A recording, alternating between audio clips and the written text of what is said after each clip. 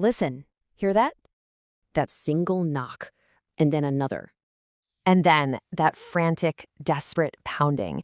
That's the sound we're starting with tonight. Yeah, that's really the only way to describe it, isn't it? It's not a scream, not exactly silence. It's something way more terrifying, somewhere in between. It's the sound of a final, suffocating struggle, and it's coming from inside the walls. So let's dive right into this incredibly dark and unsettling story. This is an explainer about a recording that, get this, doesn't just predict the future, it actually teaches you how to die in it. So where does a story like this even begin? Well, as so many of these strange tales do, it starts with a deal that seems just a little too good to be true. You know the kind. A house in a part of town where the price is so low you're encouraged not to ask too many questions. All right, so let's meet the people at the heart of this. We've got Abe, who's all optimistic, calling this move a new beginning. Then there's his wife, Maya, who happens to be a very light sleeper. Their friend Rohan is the practical one, the skeptic of the group. And finally, there's Ila, Maya's sister, who's, well, she's unnervingly quiet. So this group moves into this old, cheap house, a house with a cellar door that for some reason is always just a little bit ajar. And for the first 2 nights, absolutely nothing, just silence. But then comes the third night, and at exactly 2:03 in the morning, that silence just shatters. Abe's eyes snap wide open in the dark. You remember that sound from the beginning, that knocking? Yeah, he's hearing it live, right now. And this, right here, shows you the terrifying split personality of this house. I mean, during the day, it's just a house. Sunlight streams in, everything seems perfectly normal. But the second that clock hits 2:03 a.m., it transforms. It becomes a tomb. And they're on the outside, forced to listen to what's happening within. Now, you might think a muffled sound is bad enough, but it doesn't stay muffled for long. No, it starts to change, to sharpen. It becomes something way more personal, something directed. Those awful, suffocating sounds, they start to come together, forming syllables. And then a name. A-ba-yai. It's whispering his name, Abai, from inside the wall.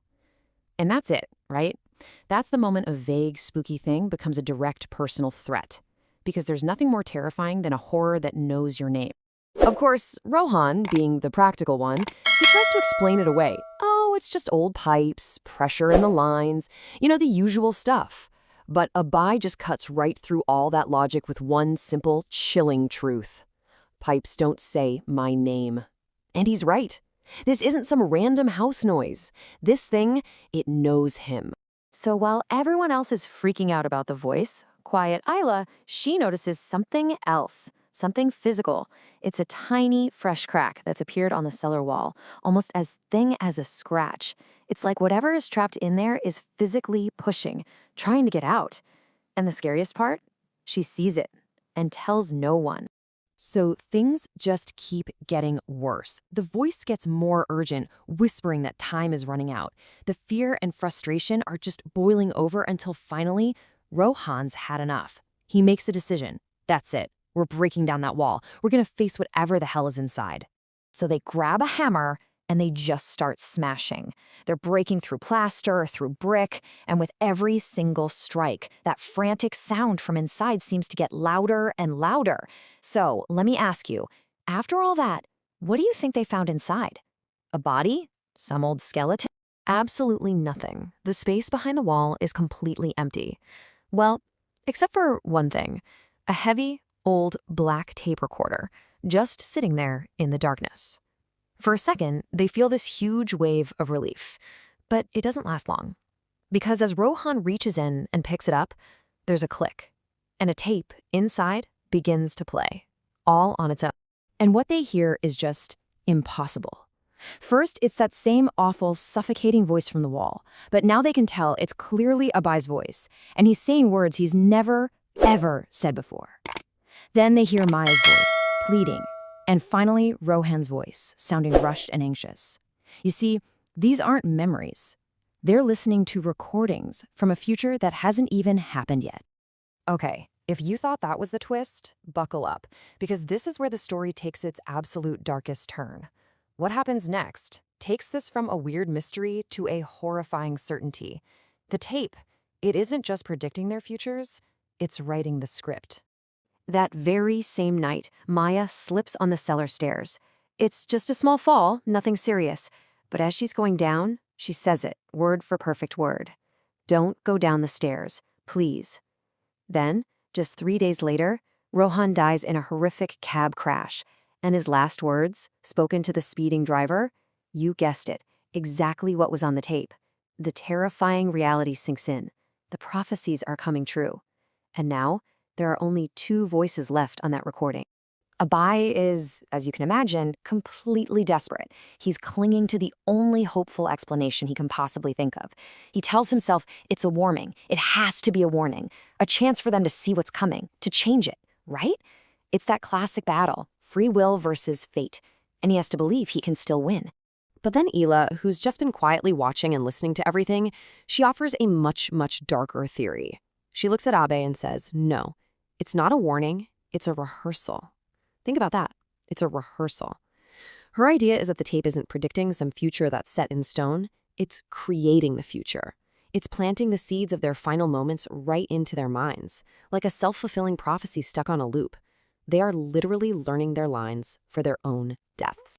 At this point, the house itself feels like it's closing in. That knocking sound, it's everywhere now. The whole house feels like one giant, malevolent tape recorder. And it's here, in this final, suffocating stage, that Isla has one last terrifying realization about what they've actually done. And this is the absolute core of the horror. Ela finally understands they were wrong from the very beginning. See, they thought there was a person buried in that wall, a victim. But she explains that's not it at all. What was buried was the voice itself. Not a person, but an entity, an idea, a process for death. When they broke down that wall, they didn't rescue a victim, they unleashed a predator. So when the police finally show up to the house, it's completely empty. And the strangest part?